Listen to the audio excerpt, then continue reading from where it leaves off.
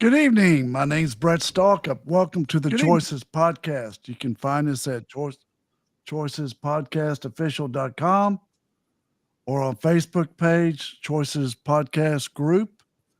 We encourage you to ask questions throughout our podcast. All you have to do is write through the comment and we'll get the question. Uh, we are all about making better choices in our professional, business, and relationship part of our life. And we have fun doing it. We have a great guest tonight, and her name is Melissa Hedrick, and her passion is all about small changes, big impact. And we're going to talk to her and introduce her in a minute. But before, my co-host and dear best friend is Carcass John. Y'all know him. How you doing, Carcass? Doing great. Good to be here.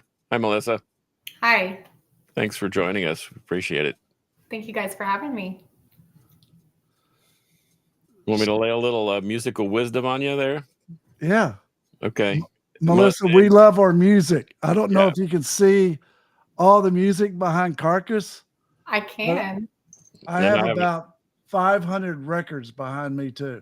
I have another room full of records, but anyway, we love music, and so we glean a little wisdom every now and then from music. I try to keep it on topic, and since we're talking about changes, small, big, or otherwise, I thought REO Speedwagon, Roll with the Changes popped into my head. So I'm going to read a couple snippets, and we'll see if that we can make that fit. So technically, it's a love song, but don't we all love life? So that could be what our passion is. It says, as soon as you are able, and I am willing to make the break that we are on the brink of, my cup is on the table, my love is spilling, waiting here for you to take a drink of. So if you're tired of the same old story, oh, turn some pages. I'll be there when you're ready to roll with the changes. And then it goes on and it says, I knew it had to happen. I felt the tables turning, got me through my darkest hour. So I don't know. Sometimes I think that we often try to do too much by ourselves, including change. And I remember from the fitness standpoint, I had my best success when I was kind of responsible or beholden to I had two serious workout partners. And I always felt like I needed to be there for them as well. And kind of by that transitive property, Confucius used to say, if you help your neighbor across the stream, you'll find that you're on the other bank too. Well, it was that way with working out. I couldn't miss because I wasn't feeling well or I just was lazy because I was obligated to them. So rather than trying to do it myself, I involved my friends and we grew to love the fact that we were kind of a symbiosis in working together. So I think that's kind of what this song is saying. He's saying, I'm in my darkest hour, but I'm asking for your help. And I think all too often we don't do that. In fact, we've talked about that here on the show more than once, where we try and do it all ourselves. So anyway, that's why we're having we have an open forum here so we can discuss how do we do that. And some things you got to do yourself. I understand, but here we are. Carcass, before I introduce Melissa, I think that's a great topic. I think Melissa's going to hit on a lot of that tonight. It's hard for me to give up control. Really? Wait a minute. Really? Dog, I am a grinder. I do. You know, I'm a grinder. I think you and I are both kind of cut from the same cloth because I do the same thing. I try to do it myself. And if I have a hard time delegating at times because I know how I would do it. And I hearken back to when I sold my landscape company in Houston. I was to a point where I didn't have a choice. I had to sell because of a divorce. And but I knew that the guy I was selling it to understood how I would do it, and because he had been with me for so long that he knew how I would act and how I would react and how I'd respond to certain things. And so in the long run, it was a great move for both of us because I I put him in business, and he made me feel good about moving forward, knowing that he would take the integrity of what I'd built and continue that integrity. But I don't delegate very well. I'm kind of like you. I like to do it myself. So how do we get away from that? Because sometimes we need help, don't we? I don't know, Melissa, we need your help. How are you doing? Jump in here. Small changes, big impact. That's what you're about, right? Yeah, absolutely. And just kind of hitting on what you guys are talking about, I think that those little small changes, it takes those little small changes to get to that point where you can actually let go and begin to delegate some of the things that need to be delegated within your business or within your four walls, within your own home at times. I think oftentimes we, like you said, feel that we have to do it all ourselves, and we're not looking at the strengths that other people have around us. And that's one thing that I've definitely been working on myself. I feel that as I've worked to build a team out, I have begun to recognize strengths and weaknesses within my team members.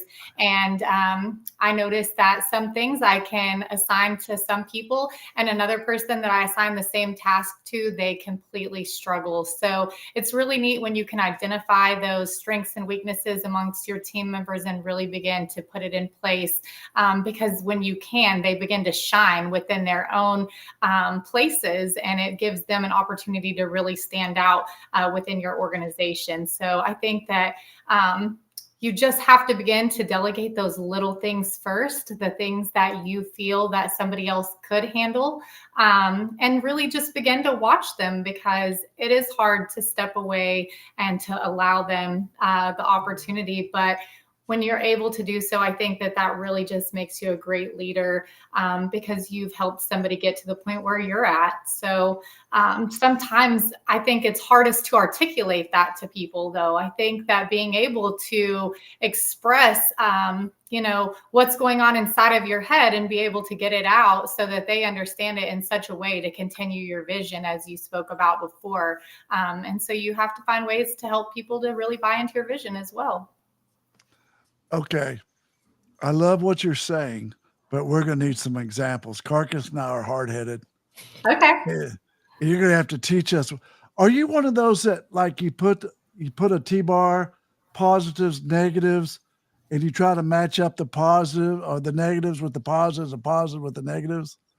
No, I try not to look at the negatives, period. I try to look at the positive. I try to really focus on all positives. What I see, I try not to see negativity as much as possible, if that makes sense. Yeah, it does. Okay, give us some examples on how you delegate. Oh, well, for instance, like I like to I have two girls specifically who work in my makeup studio. I have Merle Norman Cosmetics. And so oftentimes we will need to come up with some creative marketing ideas, or we will need to come up with new display ideas, things like that for within our store. And like I said before, sometimes I can put them both on the same task just to see what the outcome is.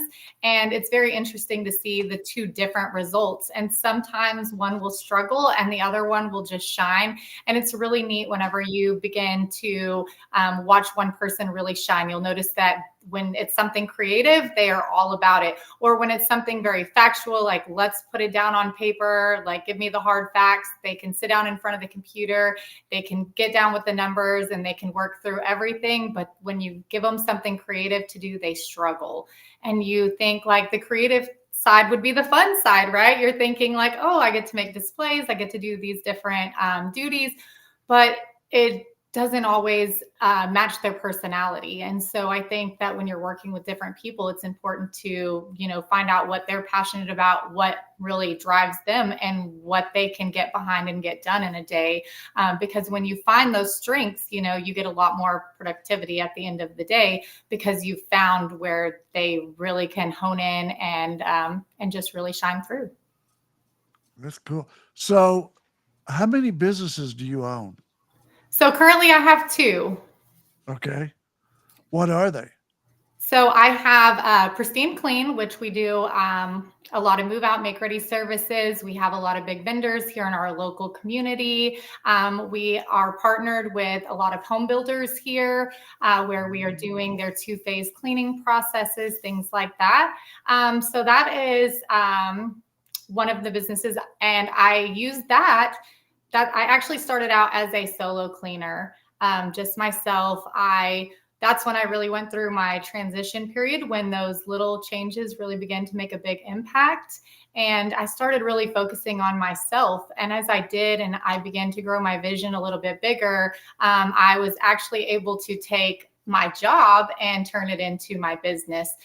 So I bought out my job. And so I currently have the makeup studio as well. And I'm not working a job anymore. I am now and no longer even an owner operator. I am owning. And so that's super nice to be able to step out of that and to recognize where I started and where I've been. Ooh, Carcass. If you see me looking down, I am writing feverishly because I am learning. That's how I learn, Melissa. We learn so much every week, Melissa. I learned I want to be an owner, not an owner operator. Right. And we started this podcast so we could help others, and we end up helping ourselves, which I guess is a good thing. We learn. Yes. Oh. Well, the thing is I started as I didn't realize that I had a cleaning job. And I didn't want a cleaning job. I don't want to work a job. That was the whole reason why I started it in the first place. So, I had to learn to change the external, but in order to change the external, I really had to dig deep inward. And I had to start making the changes within myself and become the person that I needed to become in order to be that person. And it took a lot of hard work. It took a lot of work on myself, being able to recognize my own weaknesses, being able to work on myself every day, looking for improvements within my own home, my own habits, my own daily habits. And slowly but surely, as I begin to change those daily habits within myself, new visions became, and I was able to see further down the road. And, I went from a point where I didn't know how I was going to put milk in the fridge week to week and hoping that I had enough food on the table for my kids and to provide for my family, working a humble job and learning to really put all of that aside and lean in and hustle really hard. And while I was, in grind mode, as you called it earlier, I just really began to work on myself. That's when I began to really listen to podcasts, listen to books, open myself up for a whole new journey. That's so awesome. So be specific on what changes that you had to make within yourself to get where you wanted to be. Yeah. So specifically, leadership, learning to love myself, learning to lead myself, learning to be a person who was self-motivated, to be able to get up and do what I needed to do day in and day out, no matter what it took. Those are the small little habits. I think that people underestimate daily routine. I think that daily routine. I agree 110%. Yes. I think that daily routine and what you do in your daily routine tells a lot about your character. It tells a lot about the person you are. It tells a lot about the person that you'll be in business. I think that it can tell you a lot about a person in general. And so specifically, I began with changing just small, tiny little things, my daily habits, getting up and going for walks, rather than just sitting at home watching TV until it's time to go to work, getting out of work and, going and sitting at the TV or, just wandering around aimlessly. There was a time that I didn't really have a destination, didn't know where I wanted to go or what I wanted to do. But as I began changing those daily habits and as I began working harder on myself, I noticed those little changes and they started stacking up and they started building. And so my habits began to change. I had better habits at home. I had better habits at work. I became more organized. It started when I would go on little trips. I would notice that I would be a little more organized and a little more organized. And I would come home and I'd tell myself, I have to do that within my business as well. Everything should have a place. Everything should fall in alignment. And so there was one point in time where, you know, things are just a hot mess and you're looking around, you're working hard, and you have, you know, duties all over the place. You've got things that need to be taken care of, and you're running left, and, you know, you need to be running right to really get things nailed down and taken care of. And because you're so overwhelmed and you're not taking time for yourself, or you're not organized, you know, that kind of takes control. And so as I began to tie down and really sink in and lean into those good habits, slowly but surely I watched my life, you know, just kind of change slowly but surely, one habit at a time. How do you manage your task? I've learned to delegate. Is that a fair question? Yeah. So Yeah, I think so too. Yeah, I definitely, you know, I have to keep a calendar, obviously, as, you know, most of us do, but I have to schedule time. And, you know, one of the things is not only scheduling time for your business, but for your family. One of the things that I like to focus on is the 4 quadrants: your faith, family, fitness, and finance. And I like to take that. You talked about the T earlier, but I do my T a little bit different. And those are the 4 quadrants I like to focus on. And I sit down and I write down. Slow down. Do it again. Faith, family, fitness, and finance, the 4 F's. You know, everybody that we put on, our guests are so awesome. That's the same core that is taught every week on this show. Everyone says, if you can just align those: faith, family, what's the other core? Fitness and finance. Mm-hmm. Dog. I'm overwhelmed because, you know, I see, Melissa, we have regular jobs, Brett and I, but we do this because we love to learn, for one thing, and we love to interact with people who are smarter than we are. That's why I like Brett, because he's probably smarter than I am, unless he's talking about landscape. But you know, I was overwhelmed today, and this is like I'm feeling the burden lift off my shoulders as we good speak, carcass. because you're right. So in light of that, what would you say to a person that tries to motivate themselves to change and to get into a good routine and a good habit, but just seems to come up short, or maybe doesn't have quite a good day as they should? Or what would you say to a person like that just failed at doing all the things they should that day? Yeah, so I say start small. Start where you can. You know, sometimes it may be as simple as cleaning up your room or making your bed. Just those simple little tasks that just kind of allow you to free and clear your mind a little bit, give you a little bit of some sanity in your own space. Sometimes it may be just taking a pause for yourself. I think oftentimes we don't pause enough. We don't take time to smell the roses and just kind of look around at what we have and really just pull that gratitude card, what we should be thankful for. And I think that when you take that step and you take a step outside, go outside for 10 minutes, commit to 10 minutes a day. If that's all you have and that's all you can do, take 10 minutes for yourself, step outside. I love to be out in nature. I think that when you're out in nature, you have no choice but to be happy. It's so hard to be unhappy when you're out in nature and you're just enjoying the gifts that we have out there. So I encourage anyone that is at that point, just take a moment for yourself, get some clarity around, you know, what you want to do the next day so that you can set yourself up for a win. Commit to whatever that activity is. One thing. I usually start with one thing. And when I think about it, I think that it's important to do something that's not always just totally out of your routine whenever you're first beginning. I think that you have to find a way to slowly build it into your routine.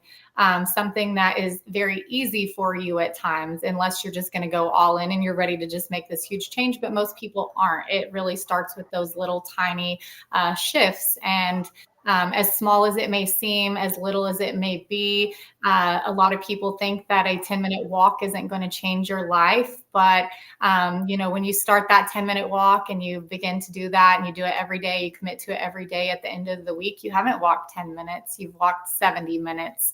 So you begin to build and you begin to compound. And that's exactly the way that the life changes work. You know, as you begin really small, what seems very small ends up being very impactful at the end when you begin to look back at the gap that you've created for yourself after you begin those small changes. Funny you should say that, because my daughter is careful enough to notice when Dad's not happy, and if she notices my office is a mess, she'll come in and she'll sit down on that chair right behind me, and she'll say, "All right, what's wrong?"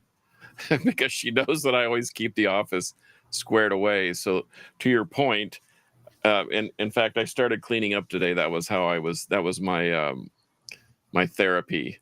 I started rearranging and fixing a little bit. So that's very interesting that you do that. But yeah, in fact, we were having this discussion on trying to get organized. I was recently married, and I have 3 new folks in the house now, and the schedules are wild, and everyone's working, and we need rides here and there.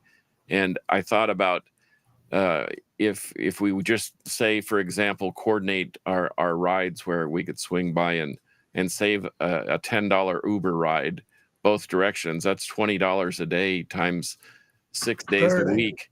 Yeah, 30. Yeah, and then all of a month. sudden, if you look at it over the course of the year, we're talking about $4,000 or $5,000. And so, to your point, those little tiny $10 rides add up to be a lot of money. And with just a little bit of focus, you can curtail some of that expense. So I find that really interesting. So, Melissa, what would you want to tell somebody who's just getting started out? A young person. Because routine, I get that whole routine. I start out in the morning with my wife and I on the back porch. I have the fear of failures embedded in my bones.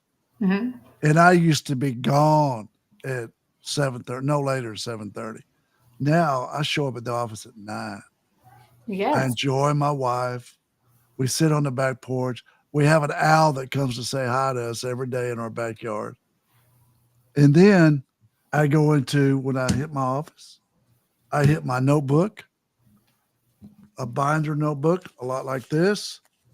And I go, 10 things I'm going to get done today, 1 through 10. And I know I'm going to get those done. So then I start delegating all around my office to the other lawyers and paralegals and legal assistants. And then I come back and I work on my 10 things. But at 4:00, I leave. I work out with my wife at 5. I go to spin. The minute we set foot in that spin class, the average age increases by 30 years. But I love it. They love us too. They all sang happy anniversary to us last week, and we were married for 25 years. Hell, they weren't even 25 years old. But I have fun. And then nighttime, we enjoy ourselves and have a nice dinner together. And my wife's Greek, so we usually have dinner in, and then we chill. We like spending time together. But what would you tell somebody, a Gen Z dude? Look, routine's important, because every book I hear on success, it's about routine. Like even weight loss, it's about routine. Eating the same thing every morning, every lunch, every dinner. I mean, what would you tell a young Gen Z guy? Here's what you need to do on the first day of changes. Here's the choices you need to make.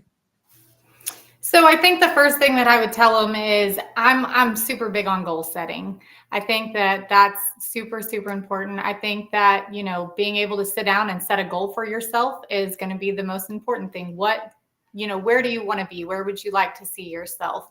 And then from there, one of the things that I wish I would have understood, so much earlier in life is reverse engineering.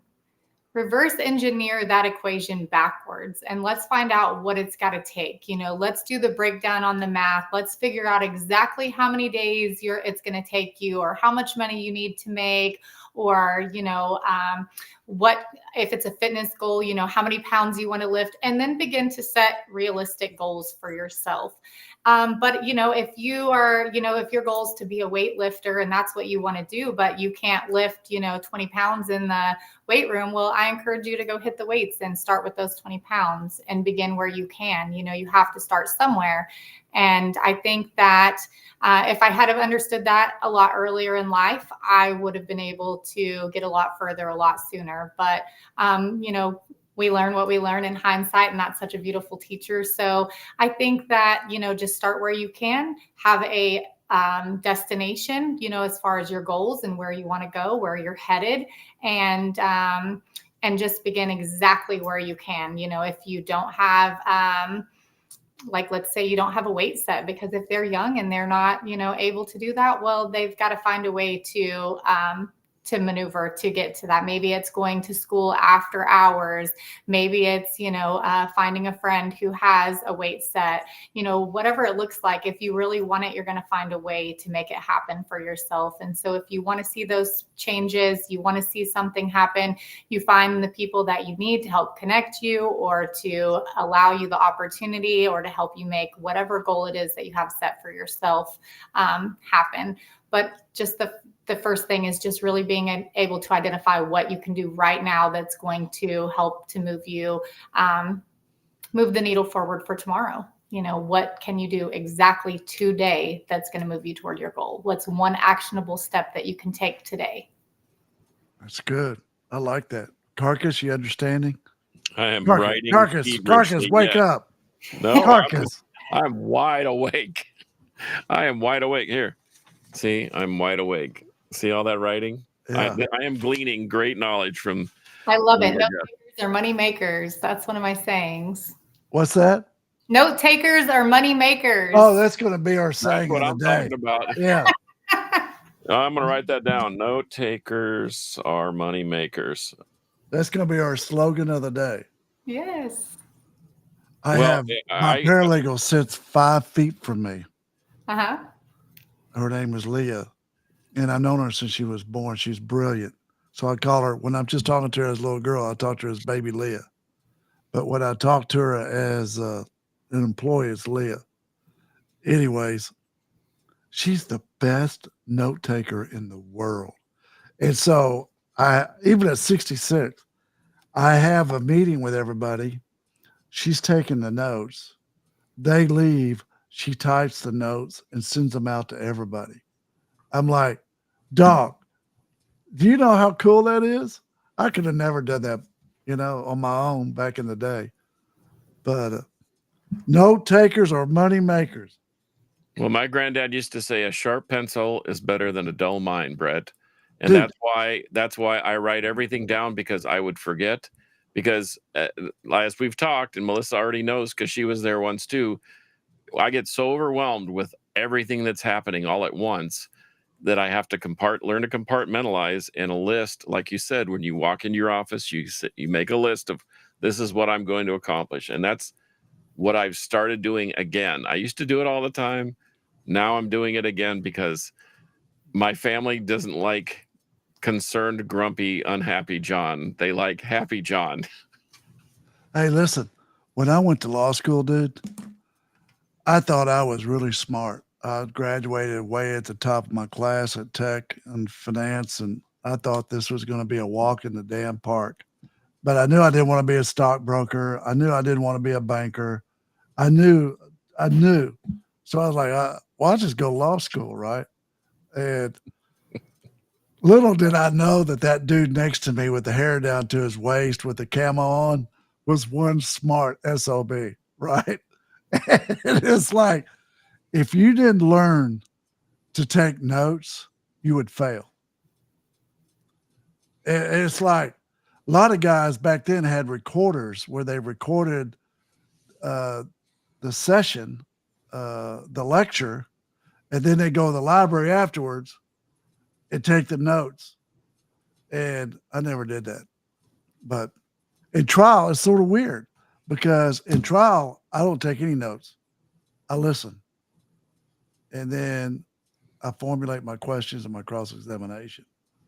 But I have people. Do you think that's a unique talent or a unique ability? Because I don't know that everybody could do that. I do that way. Yeah, like, now we all have our talents, because like when I walked up to your house for the first time and had a blank slate, I knew exactly what your house should look like from a landscape standpoint. It's still that way. I love it. Melissa, what else can you tell us besides note takers or money makers? You're awesome. Are you okay? Tell it. You've written a book, right? I'm in the process of writing a book currently. Yes. Oh, good. What's the name of your book? Well, we haven't quite come up with the name for it. We're just working on contents right now, and so that will be coming out shortly. I'll keep good. you updated on that. So good. We're going to have you back on Choices when your book is done and tell us how to get it, or let us know, and we're going to tell everybody how to buy it. Dude, let me tell you something I feel on my heart. I got to tell you, I think you would be one badass coach. Well, coaching people, executive coaching. You're awesome. Well, I love mentoring people. I definitely have a desire to do that. I enjoy, people in general. I love to kind of get to know, what their passions are and just see people take and go to the next level. I think that it's just incredible when you can really dig into people's mind and, you see where they're at and you can meet them where they're at. And then, you just see all the potential that they have. I just absolutely love it. That's one of the, most important things in life to me is seeing people who are, really standing out and make that difference. And I think that when you are that person, you can recognize it and you recognize it in others and you can see things that they can't always see. And so I love that aspect. That's killer. So tell me, how old are your kids? So I have 18, I have 17, and I have 15. So I have 18, 17, 15. Oh, that's tough. You know why? Carcass? That's when they formulate opinions. Yes, I'm fully aware. I've been through that twice. But the great thing about this is, if you had to ask 5 years ago the opinion of my oldest, it would be completely different from what it is now. She's moved out. She's just moved to Austin, and so she's living there now on her own, and she's getting to see that life is a little tougher than she bargained for in the beginning, but she's working through it and she's making great choices. And she got to see where mom started and where she finished and what hard work and dedication and just being willing to fail and fail forward and learn from your mistakes and just continue no matter what, each day picking up and moving the ball forward. And she does that even on her darkest days. She says, Mom, I can always bring you my burdens. And for some reason, you just know what to do with them. And, that's not always the case, but I'd like to think that, we can help her through those times because we've all been there at different points. And so it is neat to see the opinions of your kids over time, especially when you started out not making the best choices. Well, that's awesome. Well, you make good choices now. That's all that matters. It's like what we say on this show, your choices now, pick up the oar and row your boat down the river. Don't look back. Yes. It's just keep rowing the damn thing. Row, row, row. I'm going to row my way. Listen, I was sitting there in the courthouse today and this lawyer goes, when are you going to retire? I said, dude, you might as well get that word out of your mouth with me. I ain't ever going to retire. I'm going down swinging, rowing, swinging.